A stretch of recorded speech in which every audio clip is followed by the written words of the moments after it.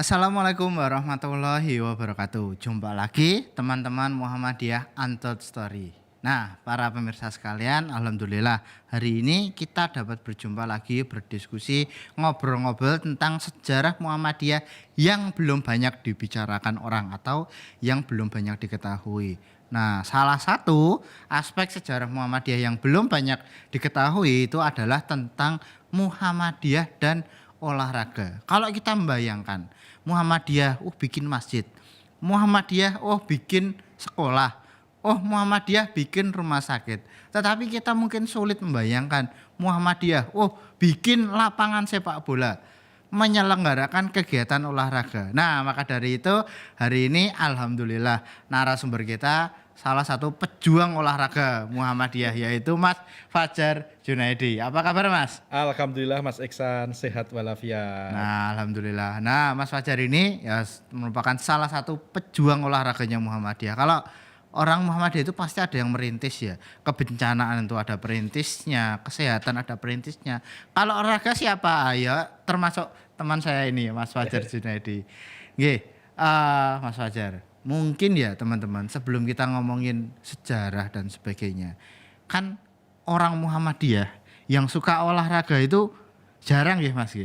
Nah sekarang kita ngomongin tipis-tipis dulu. Sebenarnya Mas Fajar ini aslinya dari mana dan jatuh cintanya dengan Muhammadiyah dan olahraga itu diawali dari apa tuh Mas? Jadi saya itu lahir di Madiun 20 Mei tahun 79 pas hari kebangkitan nasional. Saya banget. kalau kenal Muhammadiyah itu kalau ngomong sejarah ya karena ada pengajian akad pagi di Islamic Center Madiun.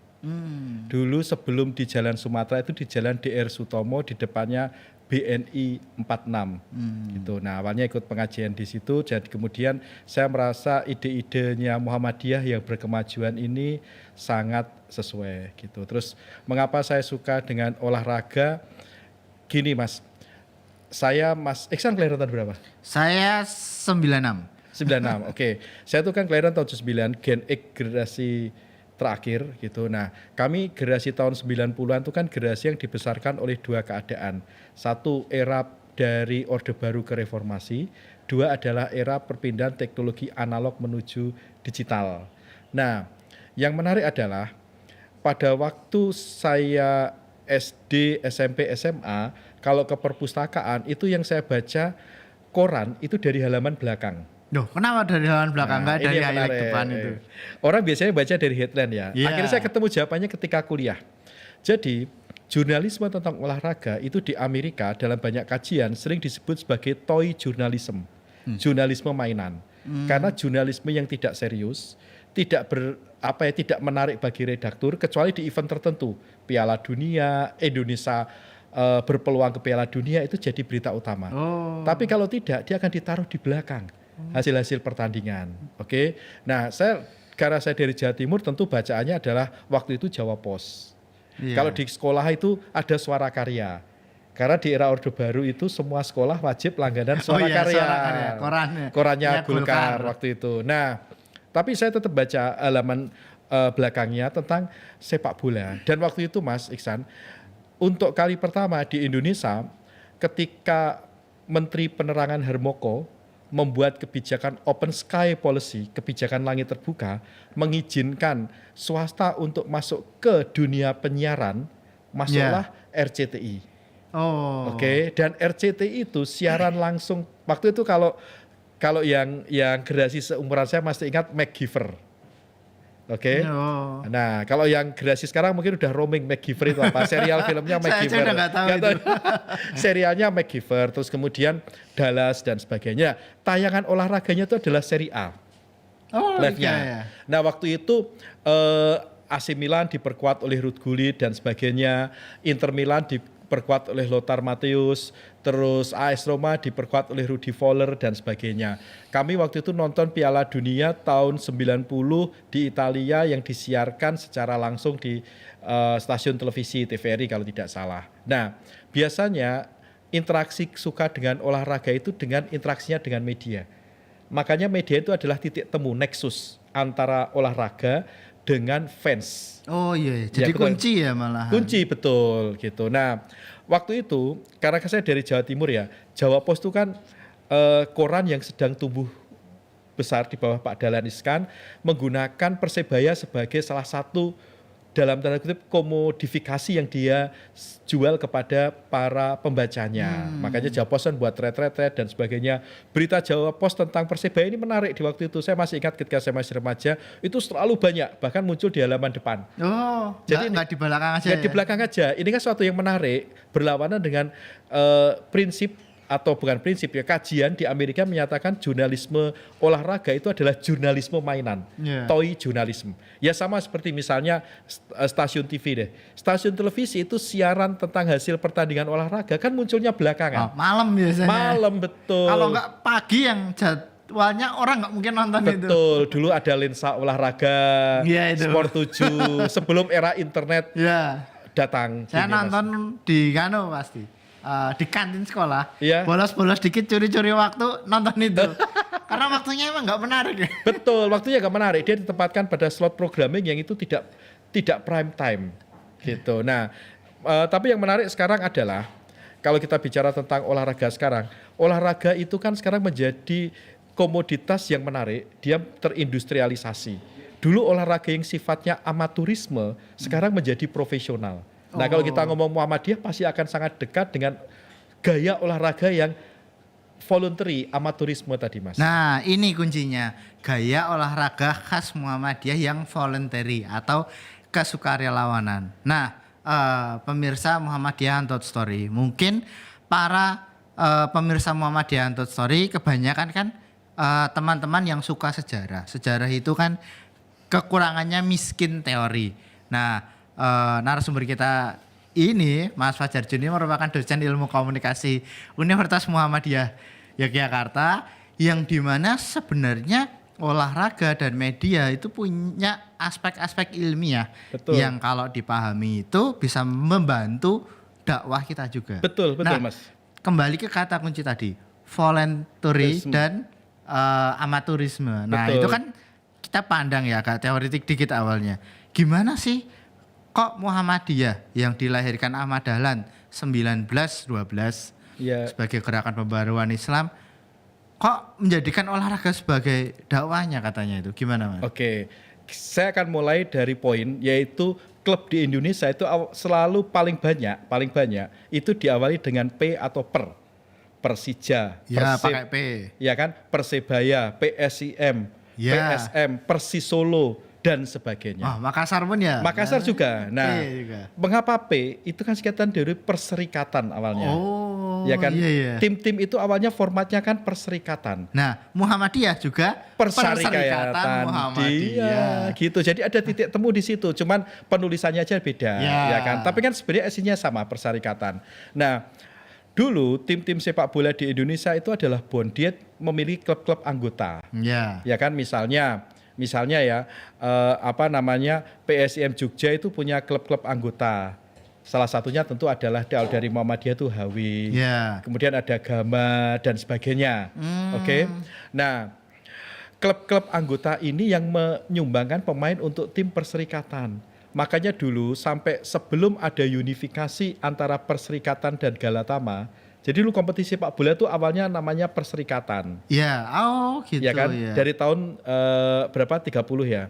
Nah, kemudian tahun 79 PSSI itu menelurkan kompetisi semi profesional namanya Galatama, Liga Sepak Bola Utama. Galatama itu dimiliki oleh individu. Oke, misalnya dulu di Jogja pernah ada Mataram Indosemen. Terus di Jakarta itu ada UMS, Union Mixed Trains, kemudian ada Bandung Raya. Sekarang yang masih tersisa itu kan Arema, Semen Padang dan sebagainya. Kemudian ada Niat Mitra di Surabaya. Niat itu kan singkatan dari New International Amusement Center yang dimiliki pusat permainan ketangkasan dimiliki oleh AGW Nats gitu. Nah, dalam perkembangannya Galatama ini kolaps karena kasus suap dan sebagainya. Sistemnya ya yang betul. Bagus. Nah, kemudian muncul tahun 94 kalau tidak salah ketika PSSI di bawah kepemimpinan Menteri Perhubungan saat itu Azwar Anas itu mengunifikasi antara Galatama dan Perserikatan. Kan ini sebenarnya sesuatu yang tidak pas kalau menurut saya. Beda ya. Beda ya, secara hakikat tuh beda gitu loh. Ini satu tim semi profesional, satu tim amatir. Iya. Makanya di awal-awal kompetisi Liga Indonesia, tim Perserikatan tuh sangat kuat. Karena apa? Mereka memanfaatkan dana APBD. Oh iya. Oke, tapi saya kembali ke Muhammadiyah tadi. Ya. Tentang P tadi ya. P. Ada satu yang lain misalnya di Solo nih, teman-teman yang di Solo. Ya. Persis itu punya tempat namanya Balai Persis. Balai Persis ya namanya ya. Namanya Balai Persis. Di Muhammadiyah itu kan banyak tempat namanya balai. Ya, balai Pengobatan, balai rumah yatim, rumah dan miskin. sebagainya. Kan ketemu di situ, Mas. Nah, yang menarik misalnya yang menunjukkan betapa Muhammadiyah itu sudah, kalau saya tidak menyebut selangkah ya, tapi beberapa langkah lebih maju. Oh, lebih dari selangkah berarti. Iya, lebih dari Kenapa, selangkah. Mas? Jadi di masa kolonialisme, Ya. ya kan, apa-apa yang dibawa oleh pihak kolonial itu kan sering ditolak. Ya. Betul kan? Ya, Nah, simbol-simbol. simbol-simbol, tradisi dan sebagainya. Muhammadiyah itu termasuk yang menerima olahraga namanya sepak bola. Ya kan? Kalau kita bicara sepak bola di era kolonial, itu kan sepak bola menunjukkan segregasinya. Kaum kolonial bermain sendiri, Oh iya. ya kan? Makanya ketika Indonesia lolos Olimpiade waktu itu Hindia Belanda, Ya. Hindia Belanda, itu kan muncullah kemudian PSSI dan sebagainya. Ya. Ya kan? Orang-orang keturunan Tionghoa juga membuat liganya sendiri. Oh iya. Ya kan? Misalnya kalau masih ya, jejaknya misalnya di Surabaya itu ada klub namanya Suryanaga. Yo. Ya kan? Terus keturunan Arab mereka membuat klub-klubnya sendiri. Misalnya yang sisanya kalau sekarang bisa kita lacak di Surabaya, di Ampel, Ya. itu ada klub namanya Asyabab. Oh. Kan dulu sempat main di Liga Indonesia disponsori oleh Salim Group. Namanya Asabab Salim Group Surabaya. Jadi Oh, waktu itu iya. ada Asabab, Mitra Surabaya, dan Persebaya di satu kota. Bayangkan di awal musim Liga Indonesia di generasi awal. Oh. Nah. Seramai itu ya dulu. Seramai itu. Nah, sekarang kita kembali ke era kolonial. Nah, para generasi awal Muhammadiyah ini sudah memanfaatkan sepak bola untuk dakwah. Dan untuk yang menarik adalah untuk membangkitkan semangat nasionalisme. Dakwah dan nasionalisme ya. Melalui PSSI. Kita ingat misalnya ketua PSSI pertama itu namanya Suratin Sosro Sugondo. Ya. Dan beliau punya kompatriot yang mau berkolaborasi dengan beliau menjadi bendahara pertama namanya Abdul Hamid. Hamid.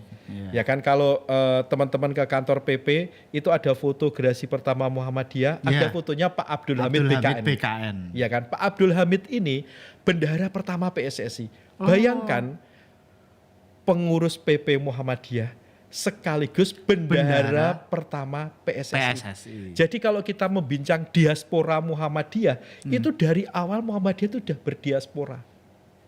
Bahkan ke lapangan olahraga. Nggak cuma ke politik, pendidikan, kesehatan gitu. Betul. Nah, yang lain yang menarik misalnya, kemudian Pak Abdul Hamid ini punya putra Pak Dasron Hamid, yang namanya diabadikan di salah satu gedung di UNY, ya kan? Pak Dasron ini pernah aktif di lama di PSIM Jogja. Waktu itu kan belum Afrop ya, tapi Pengda PSSI Jogja dan sebagainya. Nah, ini menunjukkan peran aktif Muhammadiyah, terutama sepak bola. Dan yang lain, kalau kita melihat clipping-clipping lama Mas Iksan dan pemirsa, setiap muktamar atau kongres Muhammadiyah waktu itu ya namanya. Ya, namanya kongres dulu. Itu biasanya selain ada parade HW, pandu HW, itu ada pertandingan sepak bola. Jadi bagian dari rangkaian kongres atau muktamar ya dulu ya? Rangkaian dari kongres atau muktamar. Kita bisa ngelacak dari berita-berita koran-koran Belanda di masa itu sering banget disebut seperti itu. Dan yang menarik, pertumbuhan Hizbul Waton sebagai klub origin dari Muhammadiyah itu tidak hanya di Jogja. Oh, enggak cuma di Jogja aja? Enggak aja di Jogja. Misalnya Persis, itu punya klub anggota namanya HW juga. Masih aktif sampai sekarang. Terus kemudian di banyak kota yang lain, bahkan saya baca tuh ada di Medan, Kediri, Kudus, bahkan kota-kota kecil itu muncul HW.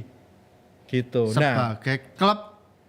Klub yang itu voluntary, amateurism, kan dulu belum eranya klub profesional. Ya. Jadi kita harus mandi klub di masa itu bukan klub seperti Liga 1, Liga 2. Beda ya. Beda. Jadi orang itu bermain sepak bola untuk seneng-seneng. Ya. Ya kan, untuk bergembira, berdakwah dan sebagainya. hal lain yang menarik adalah misalnya di Jogja. Di Jogja itu ada lapangan Asri. Nilai historisnya itu selain dipakai untuk sholat id warga Muhammadiyah, itu lapangan itu dipakai untuk pertandingan. Ini misalnya di bukunya karangan Mas Edi Ellison ini, Suratin Sosro Sugondo, menentang penjajahan Belanda dengan sepak bola kebangsaan.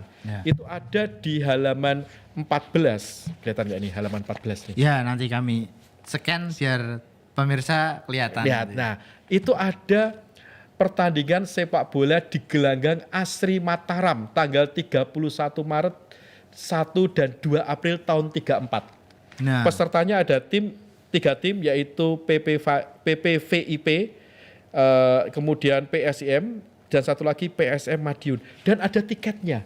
berarti sudah ada tiket. Ada tiketnya dan ada tribun berdiri dan duduk. Kan ini sesuatu yang menarik. Berarti udah ada pengelolaan serius gitu. Pengelolaan serius gitu. Jadi bahwa dalam jejak sejarahnya Muhammadiyah ini sangat dekat dengan olahraga. Yang secara khusus kita ngobrolin bola dulu gitu. Yang lain kan bisa saling berkaitan. Nah, di artefak hidup Muhammadiyah sekarang ini Mas Iksan, menurut saya adalah masih terpeliharanya SSB, Sekolah Sepak Bola, dan perkumpulan sepak bola yang menggunakan nama Hizbul Watan. HW.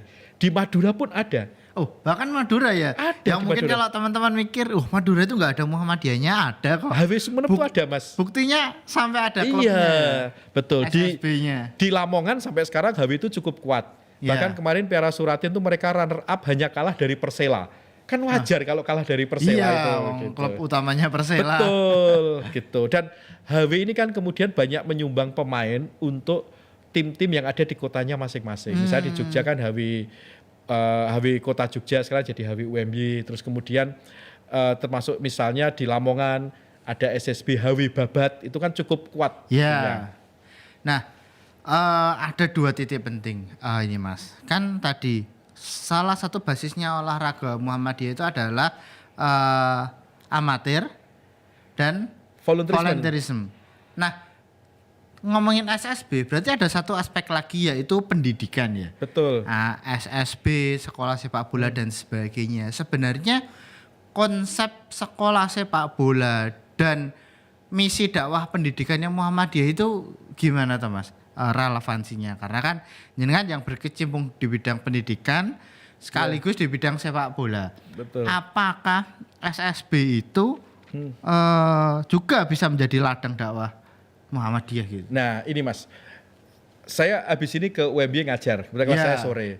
Kalau sore ngajar itu saya sering ngopi di dekat lapangan. Nah, yang menarik kalau saya lihat anak-anak HW SSB lagi latihan, adik-adik kita, mereka tidak hanya belajar tentang taktik dan skill sepak bola, tapi attitude, akhlak, Mas. Misalnya, kalau minum, mereka duduk, Mas.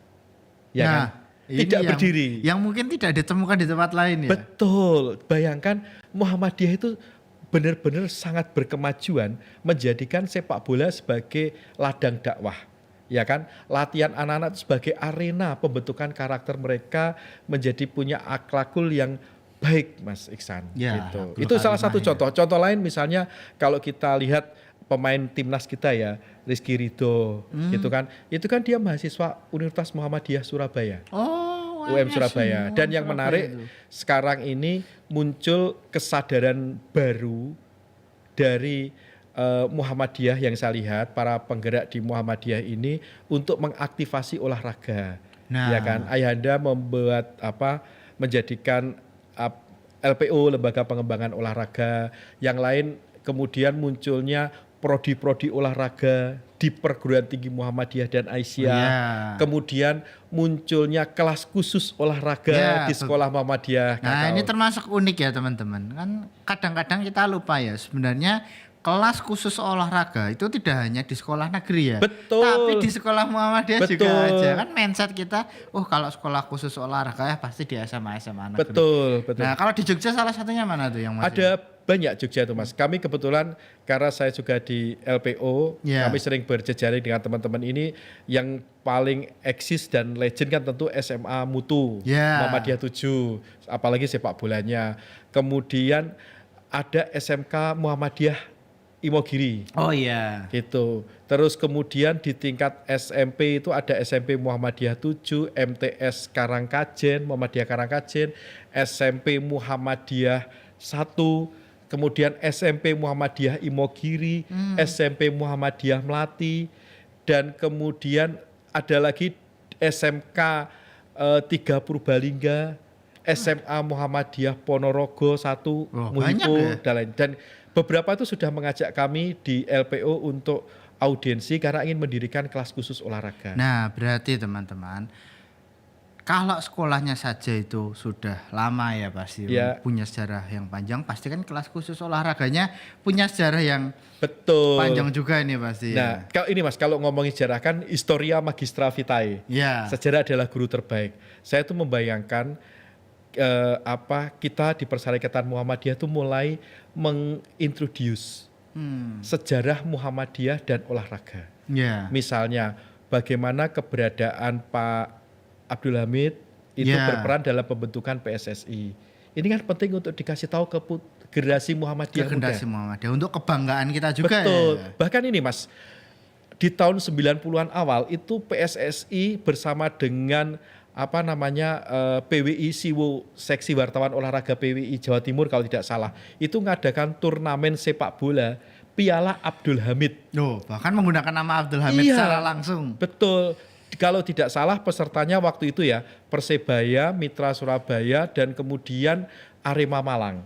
Nah. Dan juaranya Persebaya. Sampai sekarang tropinya tuh masih ada di sana. Tropi Abdul Hamid.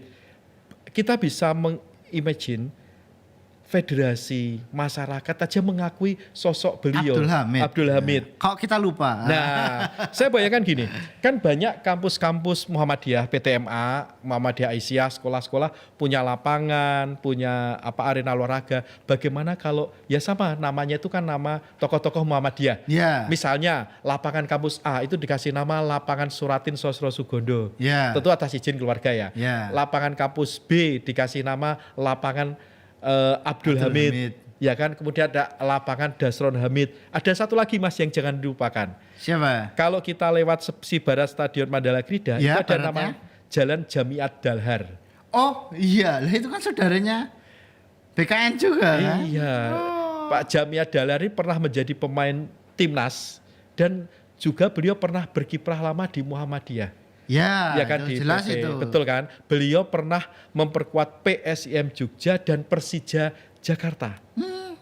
Gak cuma di Jogja ya? Yang sudah di perjuangan? Jogja, bayangkan namanya aja dibadikan nama jalan. Masa kita di Muhammadiyah tidak Iya, mengabadikan? dan lupa. Lupa. Sekali lagi tidak bermaksud kultus, sama sekali tidak. Tidak, tentunya. Tetapi melestarikan value, perjuangan beliau, menjadikan olahraga ini sebagai arena untuk berdakwah. Dakwah. Nah, lokalitas untuk mengenal tokoh dan ingatan Muhammadiyah itu menjadi penting teman-teman. Karena sebenarnya nyambung ya dengan usaha Mas Fajar Jun itu, kami di Majelis Pustaka itu juga sedang merintis untuk menggunakan nama-nama tokoh-tokoh lokal untuk Masjid Muhammadiyah. Wah, keren, Mas. Salah satunya yang mengawali kan Muhammadiyah DIY. Iya. Dengan nama masjidnya yaitu Haiban Hajid, Iya. Ketua PWM pertama. Bukan tidak mungkin nanti di tempat-tempat lain, di kampus-kampus Muhammadiyah lain menggunakan nama tokoh-tokoh lokal. Betul. Seperti kalau di Surabaya itu ada Dr. Sutomo, Iya. kalau di Surakarta itu ada Muhtar Bukhari, Haji Misbah dan sebagainya. Itu kan jadi pride untuk Iya, betul, kita Mas. juga ya, Pak. Betul, bayangkan apalagi lapangan ini. lapangan, betul Kalau kan, Mas? masjid kan biasanya ulama, kiai. bener. Kalau lapangan ya harus olahraga. Olahraga, betul. Dan itu saya membayangkan itu nanti masuk di pelajaran AIK juga. Iya. Jadi kan menyenangkan. Iya, AIK biar ya meskipun saya hanya mengalami AIK di saat-saat awal ya SD gitu, tapi iya ya AIK kita itu agak kering kayak gitu tuh. Iya. Tapi ternyata di Kemuhammadian ada olahraga buktinya. ini. Betul. Saya ingat waktu kami LPO Iya. bersama dengan UAD itu ngadakan nobar timnas, Mas. Oh Ya, ya. di kampus UAD 1. Ya. Waktu yang datang hampir 1000. Iya, Full, rame hampir itu, rame itu. nah. Saya nggak jadi itu, Pak. Macet Kalau- banget terus macet. pulang. Dan waktu itu yang menarik, mengapa kami mengadakan nobar? Karena waktu itu banyak yang belum percaya Indonesia akan lolos. Dan Ah, yang iya. mengawali itu teman-teman Muhammadiyah loh. Iya. Nobar. Dan sekarang kan nobar di mana-mana. Iya, iya. Ya kan? Itu hal yang kontemporer aja, itu yang ngawali dari teman-teman di Muhammadiyah. Dan tetap kita juga bagian dari dakwah ya. Selama nobar tidak boleh mengumpat dan Ya. sebagainya. Terus kalau makan dan minum ya sambil duduk. Iya, nilai-nilai dakwahnya tetap ada. Betul. Nah, yang menarik waktu itu kita adakan semacam kuis gitu ya, trivia kuis gitu. Iya. Nah, kami berusaha trivia kuisnya itu tentang Muhammadiyah dan olahraga. Misalnya kita buat pertanyaan pada audiens, siapa nama tokoh Muhammadiyah yang pernah menjadi bendahara PSSI. Iya. Itu kan menarik ya. Iya, iya. Dalam situasi seperti itu kan bagian dari kita pelestarian semangat value-nya, Mas. Nilai-nilainya ya. Betul. Dan nobar itu menjadi kegiatan populer yang inklusif. Mau dia itu bermuhammadiyah dari dulu, Betul. mau yang awal-awal kenal Muhammadiyah saya nobar. Ya itu. Betul. Jadi dakwah olahraga itu tidak hanya kita menjadi pemainnya saja, Mas. Di Iya. supporter pun juga. Ini satu contoh nih, contoh. Nah, supporter ini. Contoh, ini yang menarik misalnya di Indonesia ada kesadaran teman-teman supporter untuk mulai menyadari aware tentang isu mitigasi. Jadi misalnya di Jogja sekarang kan ada Bala Mataram Rescue. Kemudian di Solo itu ada Samber Nyawa Rescue. Nah, Di Surabaya ada BDRT Bonek Disaster Rescue Team. Dan teman-teman BDRT ini telah melakukan crowdfunding untuk pengumpulan dana untuk pembelian ambulan. Nah, salah satu donaturnya adalah dari Universitas Muhammadiyah Surabaya. nah itu berarti kan nilai dakwahnya kelihatan. Betul. Apalagi rescue, pertolongan itu kan Muhammadiyah banget. Betul. Nah, sebenarnya seperti ini, Mas. Kalau kita tonton ketika misalnya ada klub yang main PSIM, PSS, Persija dan sebagainya main, kan sebenarnya kita bisa ada di situ. Iya. Misalnya kita membuat posko untuk mitigasi, membantu supporter. Contoh lain, Mas, yang paling sederhana, penyediaan fasilitas musola di stadion. Nah, yang kecil-kecil. Kecil-kecil. Oh, Bayangkan misalnya ada pertandingan main di stadion Sultan Agung atau Mandala Krida. Yeah. Kita bawa truk tangki 1 untuk tempat Wudu. wudu, ya kan? Kemudian kita bangun tenda yang terbuka gitu sebagai musola semi permanen. Karena apa? Kalau sholat di dalam kan juga antrinya panjang. Ya. Itu kan menjadi sesuatu yang menarik. Jadi nonton bola itu sudah lega karena kita sudah sholat asar. Dan nilai dakwahnya Muhammadiyah untuk ayo tetap menjaga sholat. Betul, Mas. Dan kita bisa berharap tim yang kita dukung menang. Gitu. Nah, luar biasa sekali ya teman-teman. Obrolan kita dengan Mas Fajar Jun bukan menjadi yang terakhir ini. Ini cuma menjadi awalan dari obrolan-obrolan kita. Besok ya Mas Fajar ya. Siap, to be continue. To be continue tentang olahraga. Enggak cuma tentang sejarahnya tapi tentang nilai Muhammadiyah dan strategi dakwah di sana. Nah, mungkin pemirsa bisa komen di kolom komentar itu tentang usulan aspek olahraga apa tuh yang ingin diceritakan, tim apa, tokohnya siapa, kita menyebut banyak tokohnya tadi. Betul. Peristiwanya apa, atau mungkin olahraga yang aktual sekarang. Iya. Bagaimana Muhammadiyah merespon beberapa isu olahraga terbaru ya seperti pertolongan terhadap kecelakaan rescue dan sebagainya. Oke, terima kasih teman-teman Muhammadiyah Untold Story. Terima kasih Mas Fajar Jun. Matur nuwun sangat sampun membersamai kita di awal diskusi ini. Terima kasih teman-teman semuanya atas kesediaannya untuk terus memantau Muhammadiyah Untold Story. Kurang lebihnya mohon maaf. Billahi sabil haq fastabiqul khairat. Wassalamualaikum warahmatullahi wabarakatuh.